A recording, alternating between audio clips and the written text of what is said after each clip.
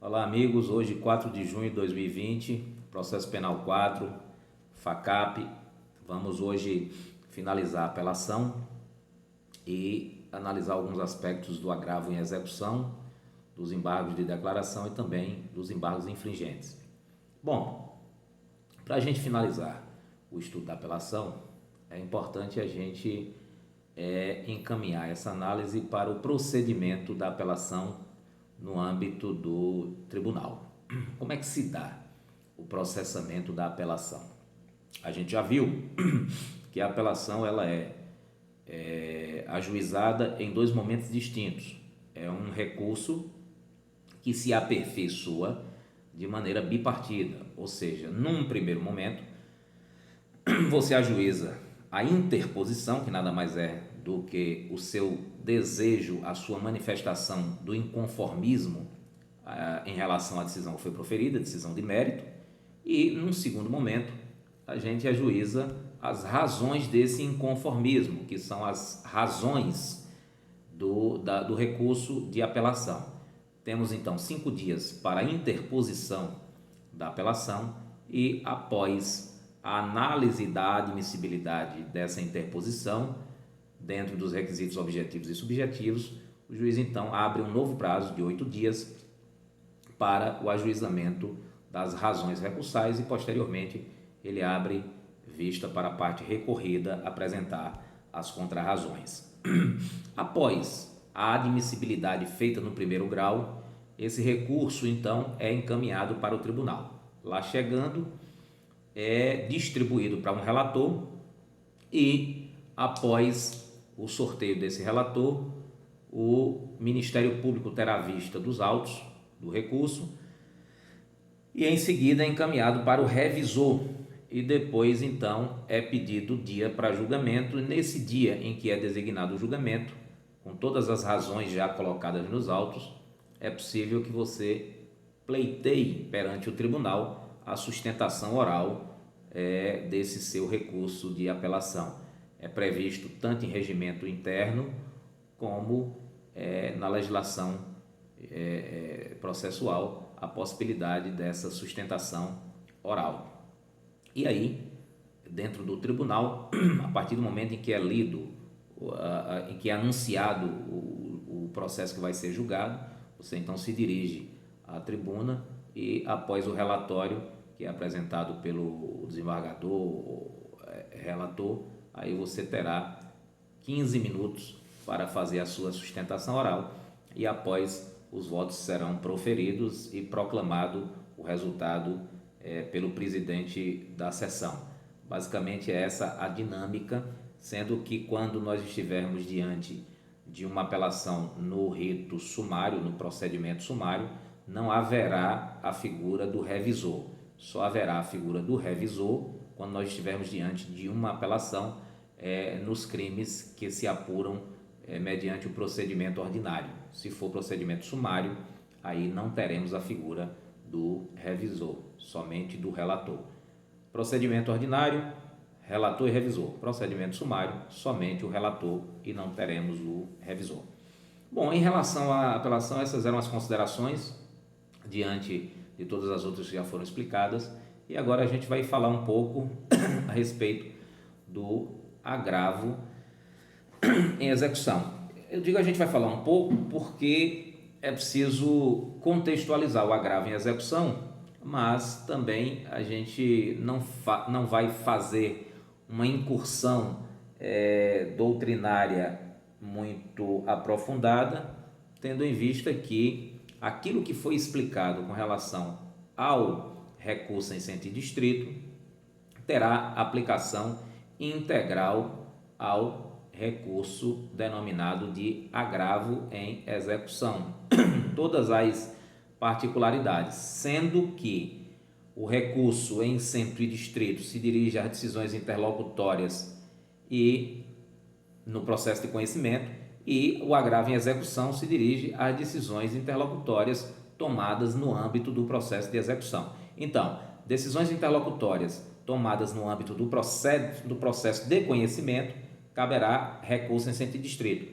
Decisões interlocutórias tomadas no âmbito do processo de execução, caberá agravo em execução, é o que está descrito no artigo 197 da Lei de Execuções Penais. No mais, prazo, procedimento, tudo que diz respeito ao recurso interdistrito tem aplicação integral ao recurso denominado de agravo em execução. Dito isso, a gente então já vai analisar o recurso dos embargos de declaração. Em relação aos embargos de declaração, nós temos no Código de Processo Penal duas previsões a respeito desse recurso denominado de embargo de declaração. Primeiro nós temos no artigo 382 e em seguida nós temos no artigo 620. Primeiro a gente precisa saber para que servem os embargos de declaração. Aliás, artigo 382 e 619. Primeiro a gente precisa saber para que servem os embargos de declaração. Bom, os embargos de declaração, eles servem para esclarecer decisões que forem omissas, ambíguas, contraditórias. Qualquer decisão que for omissa, ambígua ou contraditória, ela poderá ser alvo dos embargos de declaração dirigidos ao próprio juiz prolator da sentença ou do acórdão, para que ele esclareça aquele ponto que ficou contraditório, que ficou omisso ou que ficou ambíguo. Nesses casos, o próprio juiz ou ministro ou desembargador, eles têm a oportunidade de esclarecer o que eles quiseram dizer com aquele argumento, com aquela fundamentação, para que a sentença não sofra o vício da nulidade.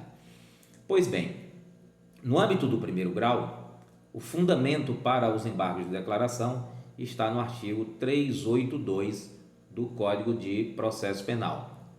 E no âmbito do segundo grau, o fundamento está no artigo 619.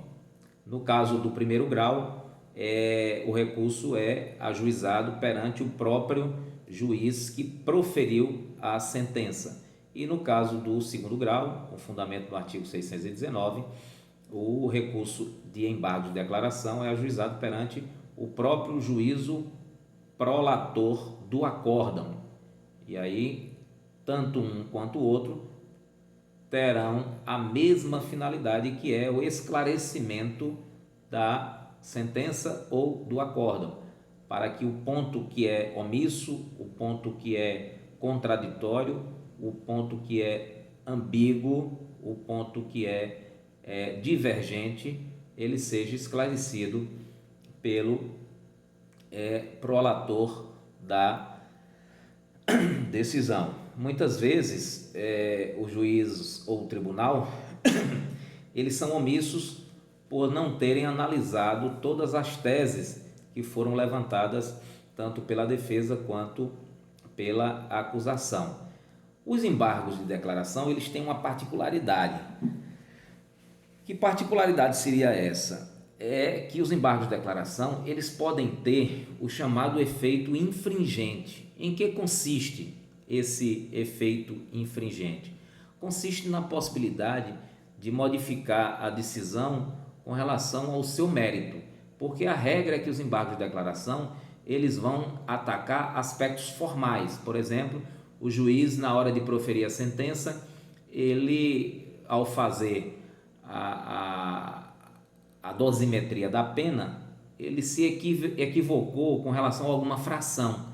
E aí a parte interessada vai lá e embarga de declaração para que ele corrija aquela ambiguidade ou aquela divergência, e aí ele vai então e corrige aquele aspecto formal da sentença. Mas o entendimento dos tribunais é de que é possível haver nos embargos de declaração a possibilidade de modificação do mérito, ao que se chama, ao que se denomina efeito infringente, porque a gente vai ver mais adiante que existe um recurso chamado de embargos infringentes e de nulidade, que é interposto no prazo de 10 dias, a gente vai ver já já. Mas com relação aos embargos de declaração, é possível, com base nas decisões dos tribunais e na doutrina, que haja a aplicação desse efeito infringente, que tem, portanto, a possibilidade de modificar o mérito da sentença dentro dos embargos de declaração, que o exemplo que eu dei agora há pouco pode ser também utilizado para o efeito infringente, quando o juiz condena o réu, mas ele não enfrentou todas as teses levantadas pela defesa, e aí, ao ajuizar esses embargos de declaração, alegando naturalmente a omissão com relação ao enfrentamento de todas as teses, o juiz ou o tribunal pode absolver o acusado e, portanto, estará modificando o mérito, e essa modificação é denominada de efeito infringente no âmbito dos embargos de declaração. Como é que se dá o processamento dos embargos de declaração no âmbito do primeiro grau e também no âmbito do segundo grau? Vamos ver primeiro como se dá o processamento dos embargos, os embargos de declaração no âmbito do primeiro grau. E aí, em seguida, a gente vai fazer a análise das questões referentes ao segundo grau. Bom, com relação ao primeiro grau, após o ajuizamento dos embargos de declaração, o processo vai para o juiz e ele, então, sem que haja a necessidade de abrir para a parte contrária, o próprio juiz já decida se deve ou não reformar aquela decisão. É o que nós podemos verificar a partir da leitura do artigo 382, que diz: qualquer das partes poderá, no prazo de 2 dias, pedir ao juiz que declare a sentença, sempre que nela houver obscuridade, ambiguidade, contradição ou omissão. Então, no prazo de 2 dias, você pode, sendo qualquer das partes, interpor os embargos de declaração, pedindo que o juiz reveja a sua decisão, considerando que ela é obscura, omissa ou mesmo contraditória. E aí haverá o ajuizamento dos embargos de declaração e o juízo, independentemente de ouvir a parte contrária, ele então vai e profere a decisão dentro dos embargos de declaração. É importante frisar que a Constituição Federal estabelece o princípio do contraditório, e com isso alguns tribunais, doutrina também, têm sustentado que o juiz deveria abrir prazo para que a parte contrária se manifeste em relação àquilo que foi levantado pela parte que recorreu no âmbito dos embargos de declaração. E aí a maioria tem entendido, embora a legislação não preveja, mas a maioria tem entendido que se deve aperfeiçoar o contraditório, abrindo pelo prazo também dos 2 dias, para que a parte contrária se manifeste e defenda a sentença como proferida, ou também concorde com o argumento levantado pela outra parte, e então o juiz possa rever a sua decisão dentro dessa obscuridade, ambiguidade, contradição ou omissão. No âmbito do segundo grau, o artigo 620 do Código de Processo Penal, ele estabelece o procedimento para os embargos de declaração. Diz ele: os embargos de declaração, os embargos de declaração serão deduzidos em requerimento de que constem os pontos em que o acórdão é ambíguo, obscuro, contraditório ou omisso. O requerimento será apresentado pelo relator e julgado independentemente de revisão na primeira sessão. Se não preenchidas as condições enumeradas neste artigo, o relator indeferirá desde logo o requerimento. Então, aqui pela análise do artigo 620, desculpe, do Código de Processo Penal, os embargos serão interpostos perante o órgão prolator da decisão, que no caso de acórdão é o próprio relator. O relator poderá indeferir liminarmente os embargos se não houver indicação expressa dos pontos em que se encontram os defeitos do acórdão, a omissão, a obscuridade, a ambiguidade ou a contradição. E caso seja indeferido o recurso de embargo de declaração, é possível a interposição de um agravo que é chamado de agravo regimental, que seria um recurso da decisão que indeferiu liminarmente os embargos de declaração para o próprio tribunal. É o próprio tribunal que analisa o agravo regimental. E aí, uma vez recebidos os embargos, o relator colocará em julgamento logo na primeira sessão, não havendo mais a necessidade de distribuição, até porque já se sabe quem é o relator, e também não haverá necessidade de parecer da Procuradoria, e nem tampouco que seja encaminhado ao revisor, né?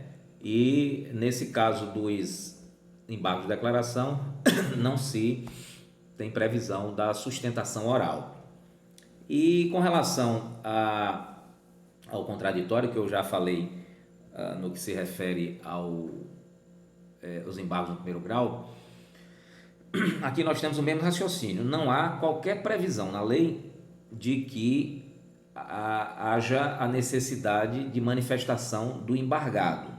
No entanto, em respeito ao contraditório, que é uma garantia constitucional, sobretudo quando os embargos eles possam ter efeitos infringentes, que mudam a substância da decisão e não se atém meramente aos aspectos formais, deverá ser dado vista a parte contrária para que ela possa contra-arrazoar esses embargos de declaração. Repito, não há previsão legal na legislação infraconstitucional, mas doutrina e jurisprudência têm recomendado, com base no princípio constitucional do contraditório, que, principalmente quando houver a possibilidade de modificação da decisão dentro dos seus efeitos infringentes, que seja aberta vista para a parte contrária contra-arrazoar o recurso denominado de embargos de declaração.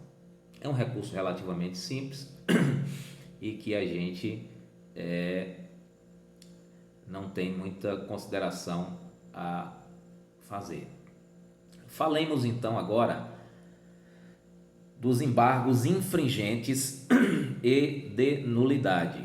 Primeiro vamos fazer aqui a leitura do artigo 609, que é o fundamento legal para os embargos infringentes e de nulidade. Vejamos o que diz o artigo 609. Os recursos, apelações e embargos serão julgados pelos tribunais de justiça, câmaras ou turmas criminais, de acordo com a competência estabelecida nas leis de organização judiciária. Parágrafo único. Quando não for unânime a decisão de segunda instância, desfavorável ao réu, admitem-se embargos infringentes e de nulidade, que poderão ser interpostos dentro de 10 dias a contar da publicação do acórdão na forma do artigo 613. Se o desacordo for parcial, os embargos serão restritos à matéria objeto de divergência. Bom, inicialmente, é importante a gente dizer que somente caberá embargos infringentes e de nulidade. Embargos infringentes são os embargos que se dirigem ao mérito da decisão, e os embargos de nulidade são os que se dirigem à forma, aos aspectos formais, aos aspectos que geram nulidade daquela decisão.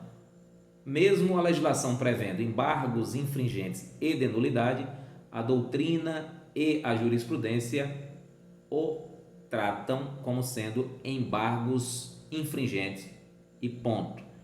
Mas haverá a possibilidade nos embargos infringentes de se atacar tanto o mérito da decisão quanto os aspectos formais daquela decisão. E aí, esses embargos infringentes, eles só poderão ser interpostos no âmbito do recurso em sentido estrito, da apelação e também no âmbito do agravo em execução. A previsão legal consiste no cabimento dos embargos infringentes em relação ao recurso em sentido estrito e com relação à apelação. Mas tanto a doutrina quanto a jurisprudência têm admitido a possibilidade dos embargos infringentes em relação ao agravo em execução. Bom, eu já sei então que os embargos infringentes eles podem ser interpostos em 10 dias, contados da publicação do acórdão. Sei também que os embargos infringentes eles só cabem quando eu estiver diante de um julgamento, de uma apelação, de um recurso em sentido estrito ou de um agravo em execução. E sei também que para o cabimento dos embargos infringentes no prazo de 10 dias das decisões proferidas em apelação, recurso em sentido estrito e agravo em execução, eu preciso que essa decisão não tenha sido unânime e mais ainda, que ela não unânime tenha sido desfavorável ao acusado.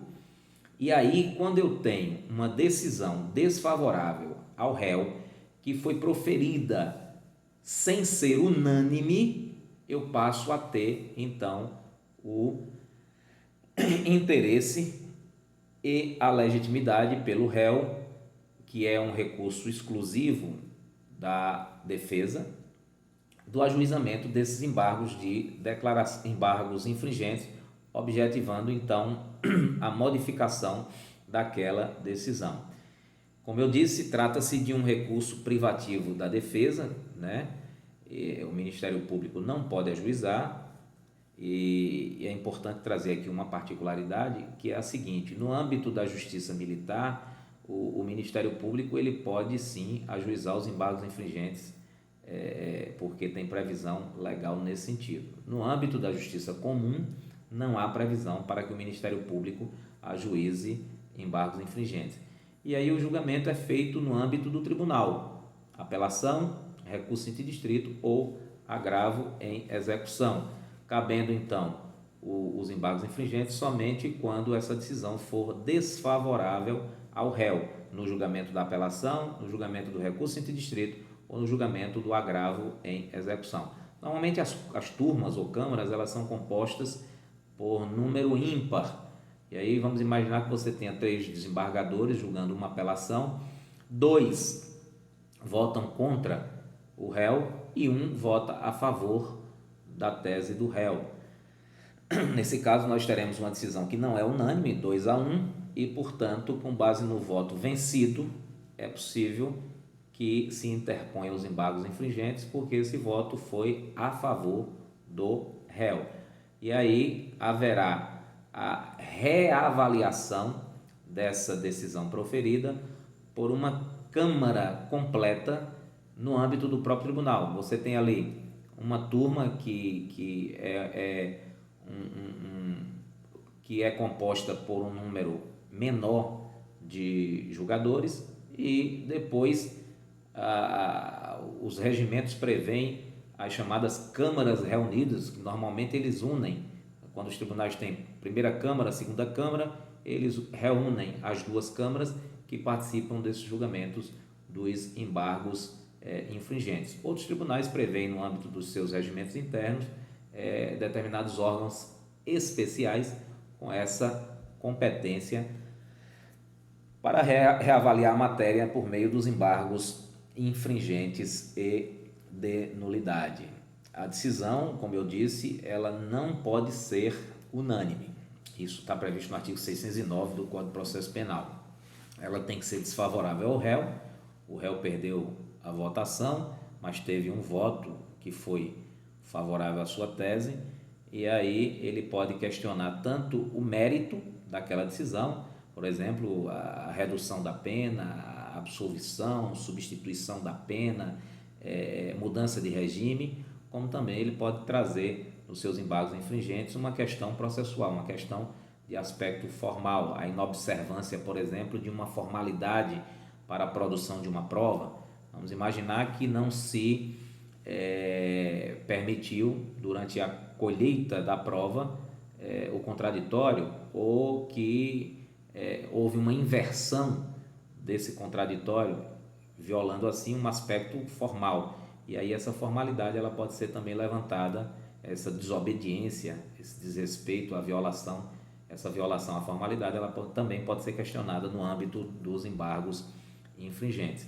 Se a decisão tratar das duas matérias, tanto o aspecto de mérito quanto o aspecto formal, você então pode levantar essa questão referente às duas matérias. E também é importante lembrar o que está aqui no parágrafo único do artigo 619, que é com relação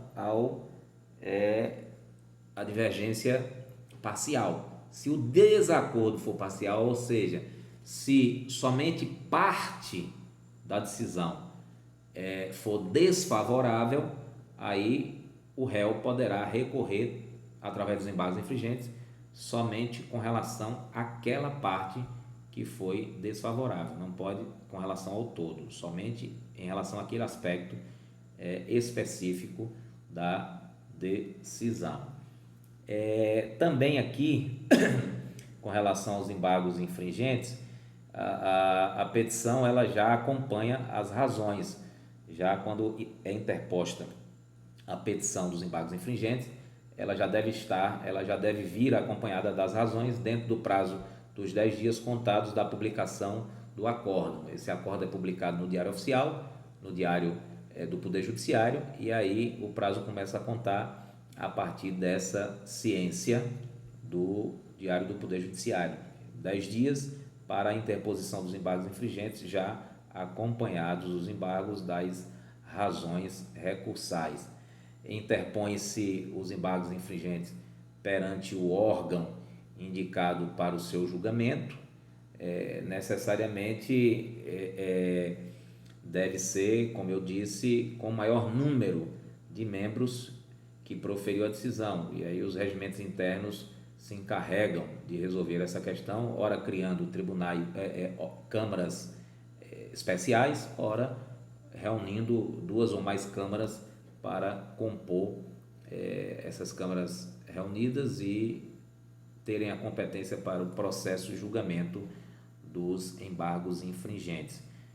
Se o réu estiver acompanhado por defensor público, a intimação deverá ser pessoal, com vistas dos autos, se assim o desejar o defensor público.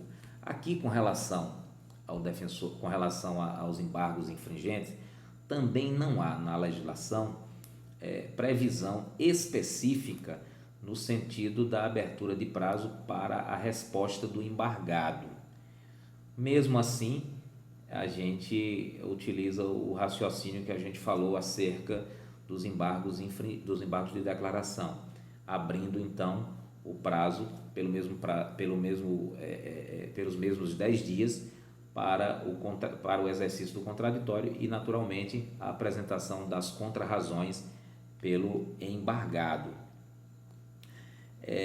Os pressupostos, então, para os embargos infringentes são julgamento de rese, apelação ou agravo em execução, a sucumbência da tese defensiva não unânime, ou seja, o réu teve um julgamento que lhe foi desfavorável, mas ele não foi unânime, o voto discrepante ele foi favorável ao acusado e o acórdão foi proferido por tribunal e não por turma recursal. Não caberá os embargos infringentes no âmbito das turmas recursais.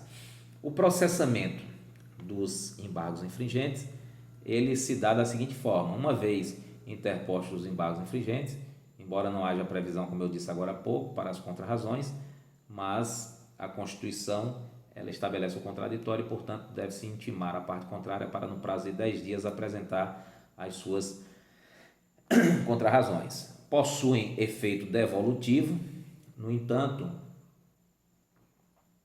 se a decisão tiver conteúdo condenatório, os embargos terão também efeito suspensivo, pois não se pode admitir a execução provisória antes do trânsito em julgado, excetuando aqui aquela questão que nós já vimos na apelação dos processos do Tribunal do Júri, onde, havendo condenação por pena de 15 anos superior, é possível já a execução antecipada, que foi uma inovação do pacote anticrime.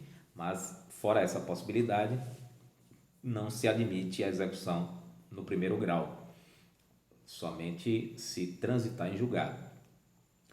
O novo Código de Processo Civil, que tem aplicação subsidiária ao processo penal, ele suprimiu do seu texto a figura dos embargos infringentes, né? No entanto, tal situação ela não repercute no âmbito do processo penal, porque o artigo 610 trata especificamente, 610 do CPP trata especificamente dessa questão. E aí, se o CPP trata da questão especificamente, não há que se falar em interferência do CPC no âmbito do CPP. Aplica-se o CPC quando o CPP é omisso na questão com relação à matéria. Mas nesse caso, mesmo o CPC tendo suprimido a figura dos embargos infringentes, como o CPP tem essa figura de maneira específica, não houve qualquer impacto dessa supressão no CPP.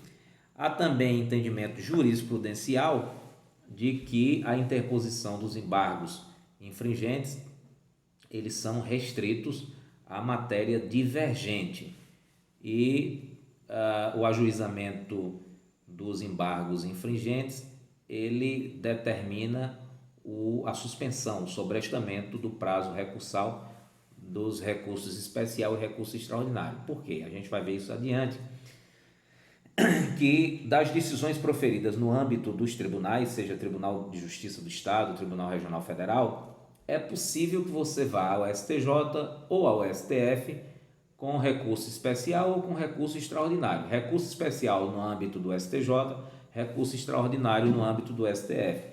Recurso especial para tratar de questões referentes à legislação infraconstitucional, considerando que o STJ é o guardião, é o protetor da legislação infraconstitucional, e o STF com recurso extraordinário, considerando que o STF é o protetor da Constituição Federal. Então, havendo a interposição dos embargos infringentes, o prazo para a interposição de eventual recurso especial ou de eventual recurso extraordinário, ele fica sobrestado, fica paralisado até que haja o julgamento dos embargos infringentes. No julgamento dos embargos infringentes, as partes devem ser intimadas do julgamento sob pena de nulidade absoluta, como eu disse anteriormente. Se trata de réu acompanhado de defensor público, essa intimação vai ser pessoal. Se trata de réu acompanhado por advogado particular, ela vai ser pelo Diário do Poder Judiciário. Mas a intimação deve ser feita de uma forma ou de outra, sob pena de nulidade absoluta. Aberta a sessão, caso a parte requeira antecipadamente, e aí conforme o regimento interno, de cada tribunal, após a leitura do relatório, será concedida a palavra para a sustentação oral por até 15 dias. Eu já tive a oportunidade, no âmbito do Tribunal de Justiça do Estado de Pernambuco, de fazer sustentação oral em embargos infringentes pelo prazo de 15 minutos após a leitura do relatório. E aí, após a sustentação oral, caso tenha sido requerida a sustentação oral, o voto do relator será proferido. E um detalhe importante: o relator que funcionou na apelação, no rese ou no agravo em execução, o que é que isso significa?